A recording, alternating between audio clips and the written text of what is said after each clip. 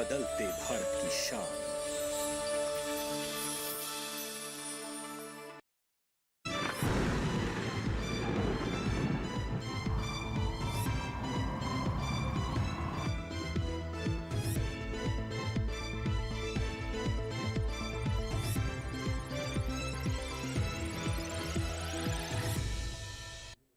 नमस्कार, आप देख रहे हैं दूरदर्शन किसान मौसम खबर में आप सभी का स्वागत है। मैं हूं आपके साथ ज्योत्सना। मौसम खबर में जानेंगे कहां होगी बरसात, कहां रहेगा मौसम साफ, कैसी रहेगी तापमान की स्थिति, साथ ही किसानों के लिए कृषि सलाह भी।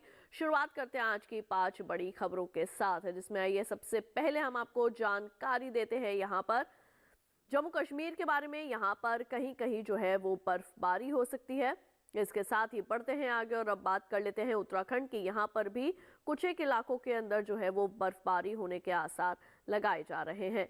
और अब आइए बात कर लेते हैं सिक्किम की। तो यहाँ पर कुछ एक इलाकों में घना कोहरा जो है वो छाने के अनुमान है।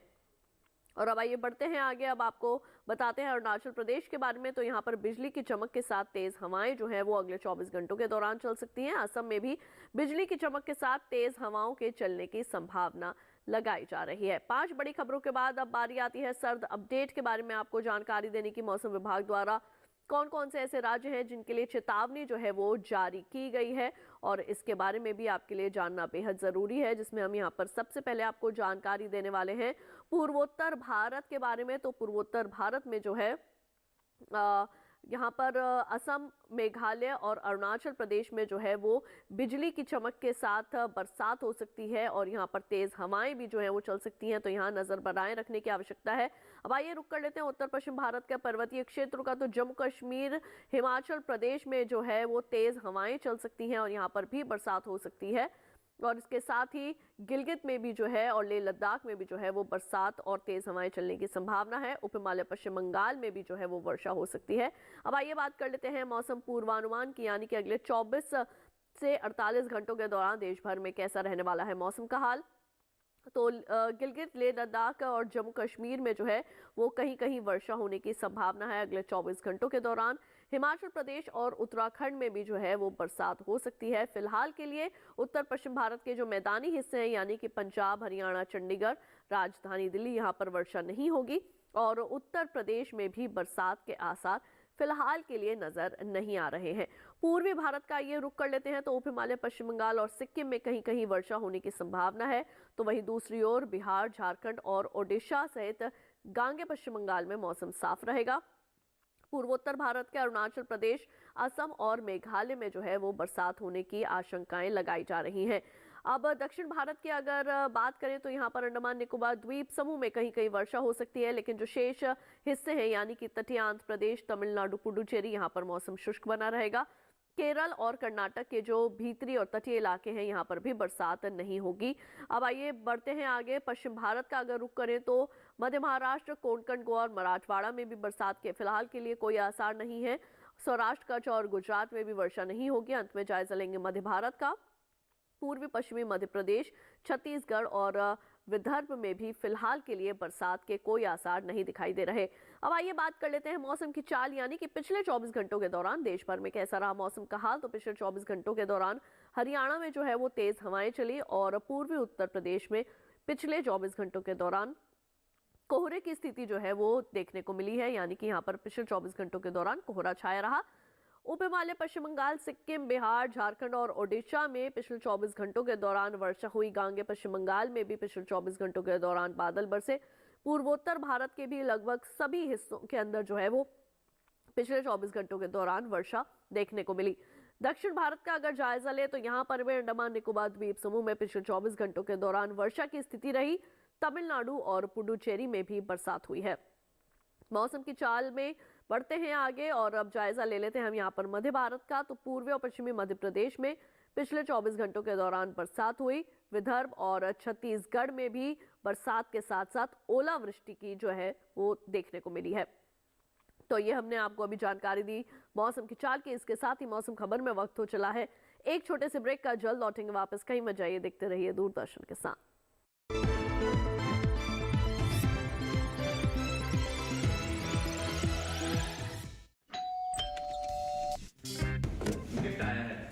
अरे वाह, लेजेंड की वैन। इससे तो मैं खेलूंगा। फ्यूचर बैटिंग लेजेंड मैं। इसमें जिसका नाम लिखा है बैट उसी को मिलेगी। अरे यार, देखा, अगर इस पे मेरा नाम नहीं लिखा होता तो कितनी दिक्कत हो जाती। इसलिए आरबीआई कहता है बैंक अकाउंट हो या बैंक लॉकर, उसमें नॉमिनी का नाम जरूर दर्ज करें ताकि आपकी जमा पूंजी उसी को मिले जिसे आपने नामित किया है। आरबीआई कहता है जानकार बनिए, सतर्क रहिए।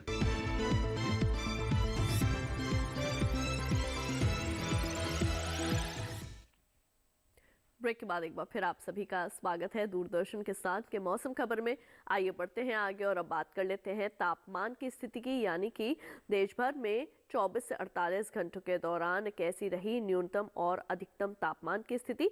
तो आइए जायजा लेते हैं तापमान के हाल का, जिसमें हम सबसे पहले बात करने वाले हैं न्यूनतम तापमान के बारे में। हिमाचल प्रदेश और उत्तराखंड में न्यूनतम तापमान सामान्य की तुलना में 1 से लेकर 3 डिग्री सेल्सियस तक ज्यादा दर्ज किया गया। पूर्वी उत्तर प्रदेश की अगर आपको जानकारी दे तो यहाँ पर भी न्यूनतम तापमान में 1 से लेकर 3 डिग्री सेल्सियस तक की बढ़ोतरी देखने को मिली। अब बात करते हैं पूर्वोत्तर भारत की, तो यहाँ पर असम और मेघालय में जो है न्यूनतम तापमान सामान्य की तुलना में 1 से 3 डिग्री सेल्सियस तक ज्यादा दर्ज किया गया। अरुणाचल प्रदेश में भी न्यूनतम तापमान की ऐसी स्थिति जो है वो देखने को मिली है। दक्षिण भारत का आइए जायजा ले लेते हैं। यहाँ पर तमिलनाडु और पुडुचेरी में भी जो है अधिकतम तापमान सामान्य की तुलना में 1 से लेकर 3 डिग्री सेल्सियस की बढ़ोतरी के साथ जो है वो दर्ज किया गया है। और अब बढ़ते हैं आगे और अब बात कर लेते हैं हम यहाँ पर पश्चिम भारत की। तो मध्य महाराष्ट्र की अगर बात करें तो यहाँ पर जो है वो न्यूनतम तापमान सामान्य की तुलना में 3 से लेकर 5 डिग्री सेल्सियस तक ज्यादा दर्ज किया गया है। सौराष्ट्र और कच्छ में भी न्यूनतम तापमान में बढ़ोतरी जो है वो दर्ज की गई है। कोंकण गोवा का अगर जायजा ले तो यहाँ पर न्यूनतम तापमान में 1 से 3 डिग्री सेल्सियस की जो बढ़त है वो दर्ज की गई है। गुजरात में भी न्यूनतम तापमान में बढ़ोतरी मापी गई है। मराठवाड़ा में भी जो है वो न्यूनतम तापमान बढ़ा है। और तो वहीं देश भर में सबसे कम न्यूनतम तापमान हरियाणा के हिसार में 3.2 डिग्री सेल्सियस दर्ज किया गया। और न्यूनतम तापमान के बाद अब आइए बात कर लेते हैं अधिकतम तापमान की स्थिति देश भर में कैसी रही। तो लेह लद्दाख, जम्मू कश्मीर, गिलगित के अंदर जो है वो अधिकतम तापमान सामान्य की तुलना में 5 डिग्री सेल्सियस ज्यादा रिकॉर्ड किया गया है। और अब बढ़ते हैं आगे और अब बात कर लेते हैं हम यहाँ पर पंजाब की। तो यहाँ पर भी अधिकतम तापमान में जो है वो 3 से 5 डिग्री तक की वृद्धि जो है वो दर्ज की गई है। और हरियाणा के अंदर भी इसी तरीके की अधिकतम तापमान में वृद्धि दर्ज की गई है। बिहार और झारखंड का ये जायजा लेते हैं तो यहाँ पर अधिकतम तापमान सामान्य की तुलना में 1 से लेकर 3 डिग्री सेल्सियस तक कम आंका गया है। और अब बढ़ते हैं आगे और अब बात कर लेते हैं हम यहाँ पर पूर्वोत्तर भारत के नागालैंड, मणिपुर, मिजोरम और त्रिपुरा की। तो यहाँ पर जो है वो अधिकतम तापमान सामान्य की तुलना में 1 से लेकर 3 डिग्री सेल्सियस तक ज्यादा रिकॉर्ड किया गया है। दक्षिण भारत का आइए जायजा ले लेते हैं। तो तटीय आंध्र प्रदेश में जो है वो अधिकतम तापमान सामान्य की तुलना में 1 से 3 डिग्री सेल्सियस तक अधिक रिकॉर्ड किया गया है। और केरल में भी अधिकतम तापमान की ऐसी स्थिति जो है वो दर्ज की गई है। तो वहीं देश भर में सबसे ज्यादा अधिकतम तापमान केरल के कुन्नूर में 38.1 डिग्री सेल्सियस दर्ज किया गया। और इसी के साथ आइए बढ़ते हैं आगे और जायजा ले लेते हैं देश के शेष राज्यों की तापमान की स्थिति का।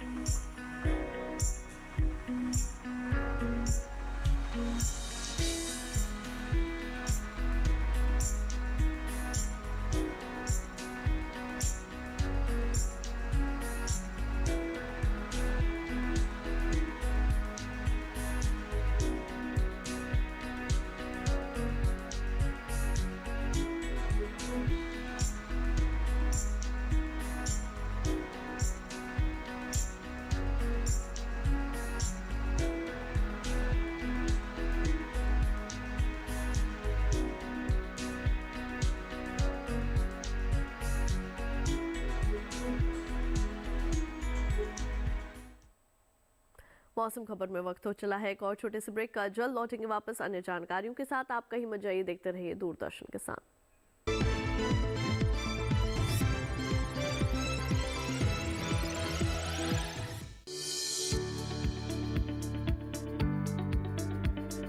कृषि और पशुपालन है एक दूसरे के पूरक।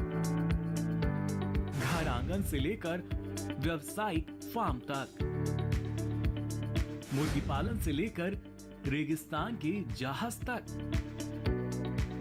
बीमारियों से अब पशुपालक ना हो परेशान। विशेषज्ञ करेंगे आपकी समस्या का समाधान। जुड़िए हमसे, पूछिए अपने सवाल। ईमेल के जरिए भी आप हमारे साथ जुड़ सकते हैं। हमारी ईमेल आईडी है ddkisanapc@gmail.com। हमारे टोल फ्री नंबर हैं 1800-113060 और 1800-113061। देखिए अपना पशु चिकित्सक हर रविवार शाम 6:30 बजे दूरदर्शन किसान चैनल पर।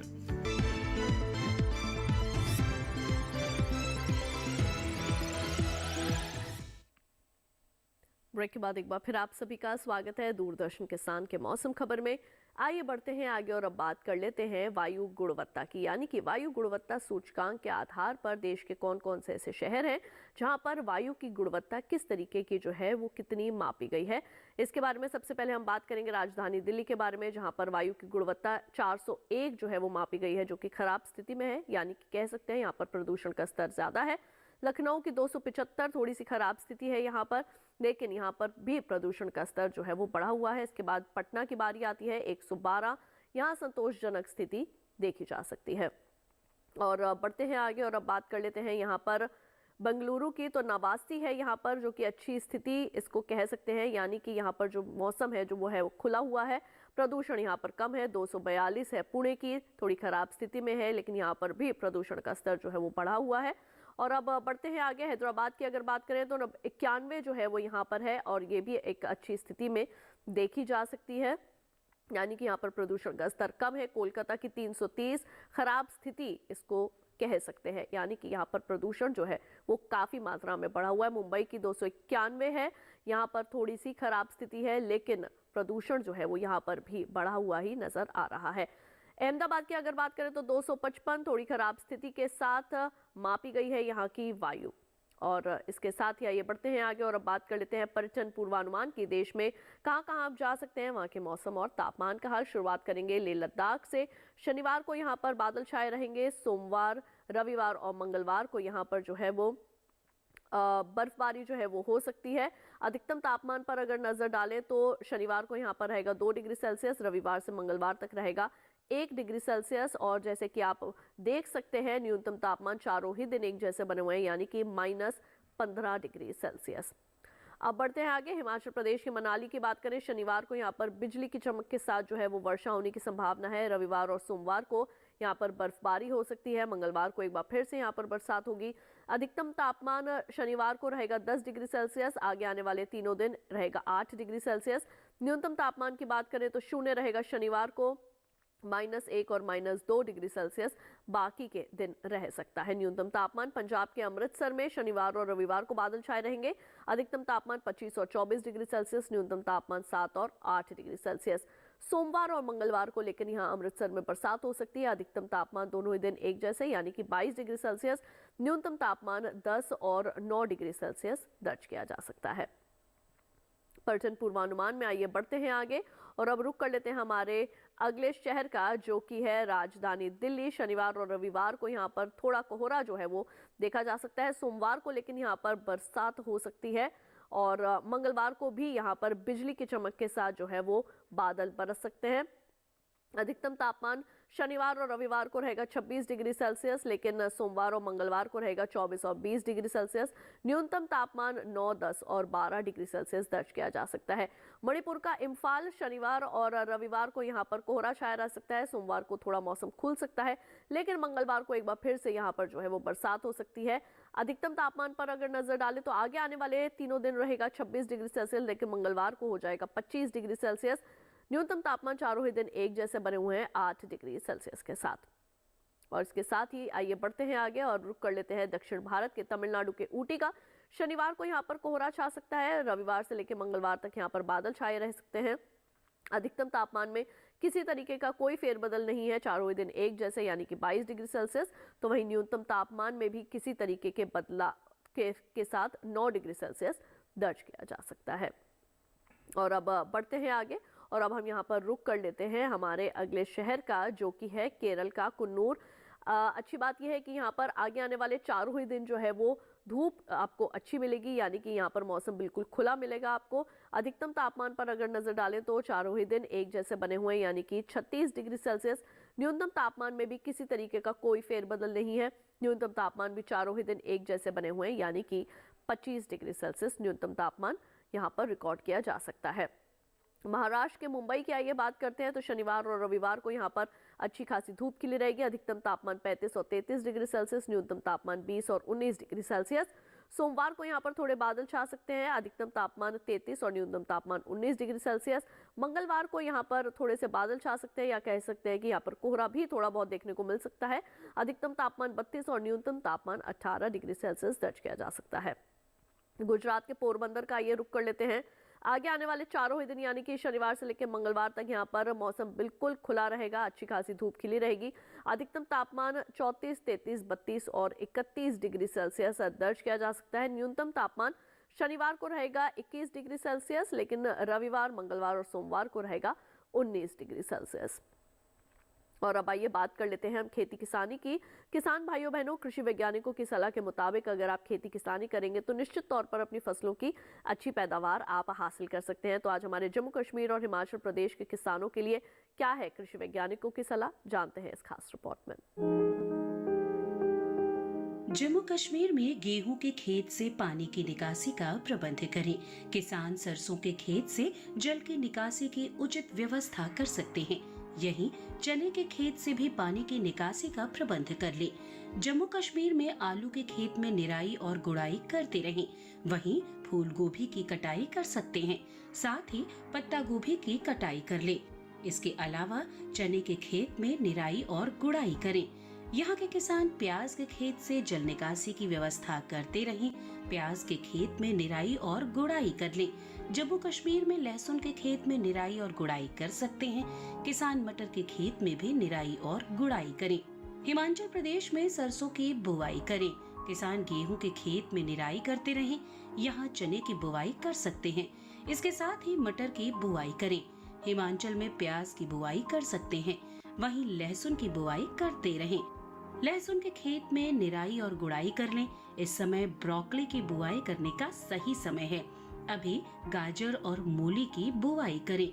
यहीं के किसान फूल गोभी की रोपाई कर सकते हैं। फूल गोभी के खेत से खरपतवार निकालें। हिमाचल प्रदेश में आंवले की रोपाई करते रहें। इसके साथ ही टमाटर की तुड़ाई कर लें। किसान आलू के खेत की देखभाल कर सकते हैं। और इसी के साथ किसान भाइयों बहनों, आइए हम रुख कर लेते हैं भारत मौसम विज्ञान विभाग पुणे की विशेषज्ञ डॉक्टर जया धामी परिहार का, और जानते हैं उनसे कि वो देश के शेष राज्यों के किसानों के लिए क्या सलाह देंगी। बर्फबारी वाले क्षेत्रों में सेब, नाशपाती, पल्म तथा आलू के पेड़ों की शाखाओं पर जमा होने वाली बर्फ की परत को अविलंब हटा देने की सलाह भी दी जाती है। भारी बारिश के साथ ही दिनांक 18 फरवरी को जम्मू और कश्मीर में, 18 और 19 फरवरी को हिमाचल प्रदेश में, 18, 19 एवं 20 फरवरी को उत्तराखंड में तथा 19 और 20 फरवरी को पंजाब, हरियाणा, चंडीगढ़ व दिल्ली में छुटपुट स्थानों पर गरज चमक के साथ ओलावृष्टि होने की संभावना है। अतः इससे होने वाले नुकसान से बचाव हेतु बागवानी फसलों में हेल नेट या हेल कैप का प्रयोग करें। गेहूं और सरसों में सिंचाई तथा कीटनाशकों का प्रयोग स्थगित कर दें। ओलों से बचाने के लिए टमाटर और लहसुन की नर्सरी को ढक दें। पपीते और केले के गुच्छों को स्कर्टिंग बैग से ढक दें तथा कटी हुई उपज को सुरक्षित स्थान पर रखना ना भूलें। ओलावृष्टि के दौरान जानवरों को घर के अंदर सुरक्षित स्थानों पर बांध दें। राजस्थान में सरसों की कटाई के बाद बीजों के बिखराव को रोकने हेतु फसल की कटाई सुबह के समय करने की सलाह दी जाती है।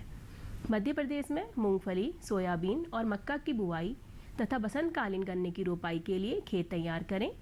टमाटर, मिर्च और कोल फसलों की पौध की रोपाई करने की सलाह दी जाती है। छत्तीसगढ़ में केले और पपीते की पौध की सप्ताह में एक बार सिंचाई करें। फूल आने के समय केले के पौधों को सहारा प्रदान करें। उड़ीसा में 3-5 सप्ताह पुराने धान के पौधों का प्रतिरोपण पूरा करें। मूंग की बुआई भी कर सकते हैं। पश्चिम बंगाल में 25 से 30 दिन पुरानी बोरो धान के पौधों का प्रतिरोपण पूरा करें तथा गोभी की बुआई जारी रखें। असम में परिपक्व आलू की खुदाई करें। ग्रीष्मकालीन मूंग, उड़द तथा भिंडी की बुआई जारी रखें। वर्तमान शुष्क मौसम को देखते हुए मसूर, सरसों, रबी दलहन, गेहूं, मक्का तथा अन्य खड़ी फसलों में आवश्यकतानुसार हल्की सिंचाई करें। तो अभी आपने भारत मौसम विज्ञान विभाग पुणे की विशेषज्ञ डॉक्टर जया धामी परिहार से जाना कि देश के शेष हिस्सों के अंदर किसान इस वक्त कौन कौन से कृषि कार्य अपने खेतों में कर सकते हैं। और अब आइए बात करते हैं आज की फसल की। किसान भाइयों बहनों, आज हम आपको जानकारी देने वाले हैं गाजर की खेती के बारे में, किस तरीके से आप इसकी खेती कर सकते हैं और कौन सी अच्छी किस्में हैं जिनका आप चयन कर सकते हैं, किस तरीके की मिट्टी होनी चाहिए और पौध से पौध की दूरी कितनी होनी चाहिए। तमाम बातें आइए हासिल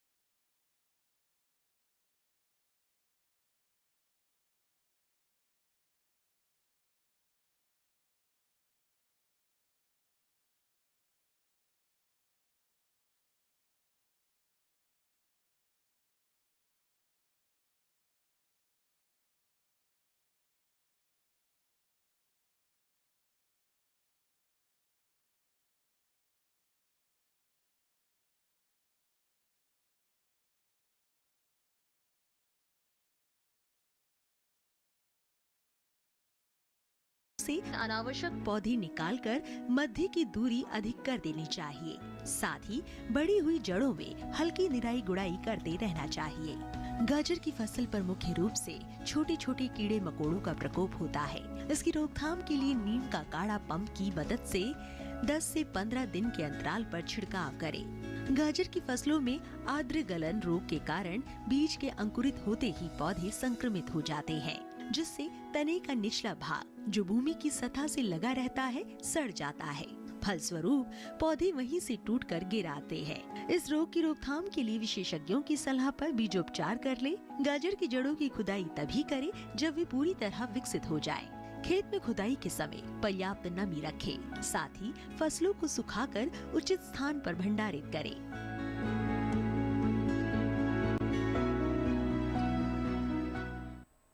तो अभी आपने गाजर की खेती से संबंधित तमाम विशेष जानकारियां हासिल की। इसके साथ ही किसान भाइयों बहनों, आप इस QR कोड को स्कैन कर सकते हैं, जिससे कि आप हमारे YouTube चैनल पर चले जाएंगे। वहां जाकर भी आप ले सकते हैं मौसम का हाल मौसम खबर के साथ। तो उम्मीद है मौसम खबर से आप सभी को ज़रूर मदद मिल रही होगी। आज के लिए दीजिए इजाज़त। आप देखते रहिए दूरदर्शन किसान। नमस्कार।